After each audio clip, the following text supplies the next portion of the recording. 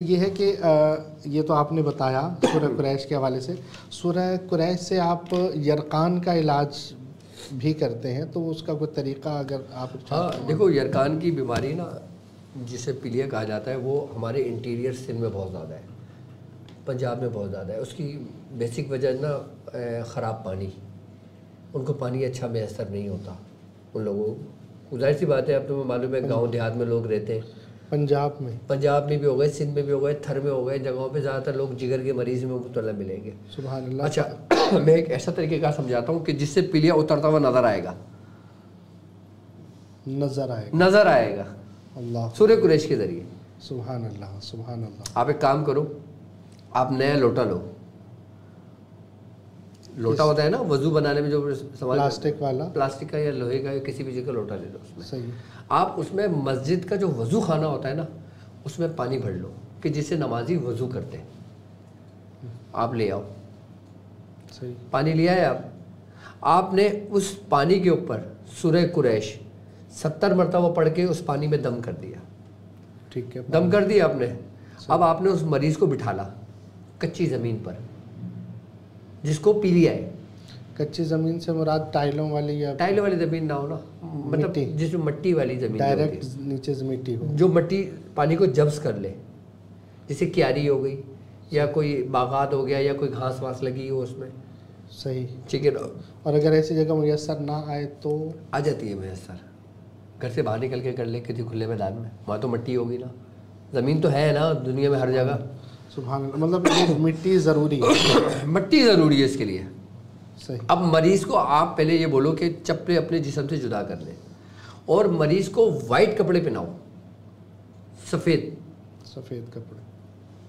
मरीज़ अब जैसे मिसाल के तौर पे तुम्हें ये काम करना है, कल आज रात को मरीज़ को सफ़ेद कपड़े पहना दो, बनियान ना हो, सिर्फ सफ़ेद कपड़े पहन ले, लॉन के या किसी भी चीज़ के पहन ले, पूरी रात सो जाए उन्हीं कपड़ों में। और फिर जब आपने ये काम करना है उसके बाद उस मरीज़ को चप्पल उतार के ज़मीन पे पैर रख के उसको बिठा लो और उससे जैसे उकड़ू बैठते हैं ना वज़ू करने के लिए, और आप लोटा हाथ में लो और सूरह कुरैश 7 मरतबा पढ़ के उस मरीज़ पे दम करो। और नीम के पत्ते लो, किसके? नीम के पत्ते, उसको निकालो, हर टेनी पे एक एक मरतबा सूरह कुरैश पढ़ के उसमें डाल दो। किसमें? पानी में, लोटे जो है ना उसमें पत्ते डाल दो उसमें। ठीक है, उसको छोड़ दो थोड़ी देर के लिए, 5-7 मिनट के लिए उसको छोड़ दो आप। उसके बाद फिर आपने उसके पानी से ना उसको वज़ू करवाओ। जब लोटे से पानी के जब वो वज़ू करके जब पानी गिरेगा ना तो पानी हल्का हल्का सा पीलाहटपन में होगा। सही।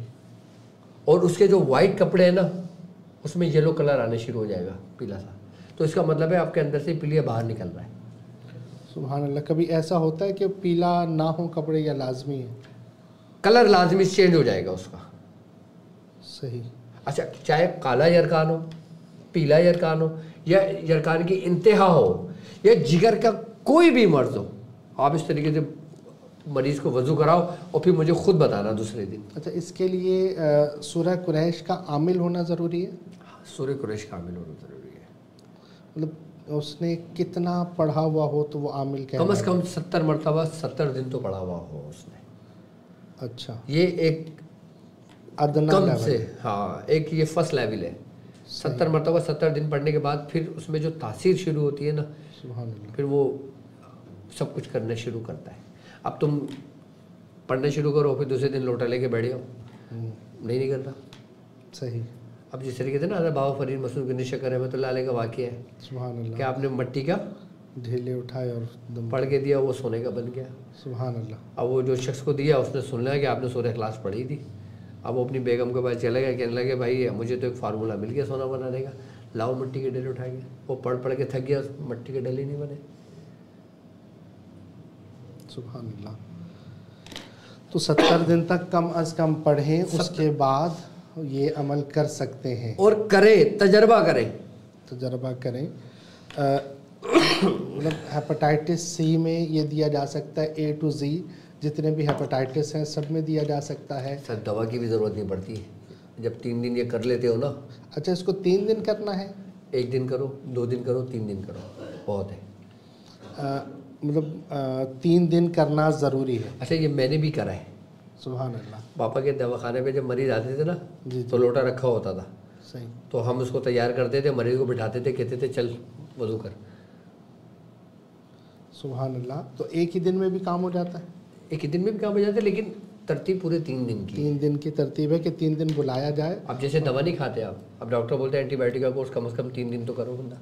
सुभान अल्लाह। और 3 दिन के बाद जाके वो टेस्ट करवा सकता है? टेस्ट का कैफियत उसकी खुद पता चल जाएगी, सुभान अल्लाह। उसको टेस्ट की ज़रूरत ही नहीं पड़ेगी। जी, बाज़ औक़ात ऐसा होता है कि जैसे हेपेटाइटिस सी है, वो बाहर जाते हुए टेस्ट में आ गया, वो आते हैं कि जनाब ये तो टेस्ट में आया हुआ है, हाँ। अब हम जो है बाहर जा नहीं पा रहे हैं, तो ये हमें कोई कैफियत में प्रॉब्लम नहीं है। इस तरीके से कर ले, 3 दिन ऐसा कर लें। हाँ। सही। सुभान अल्लाह।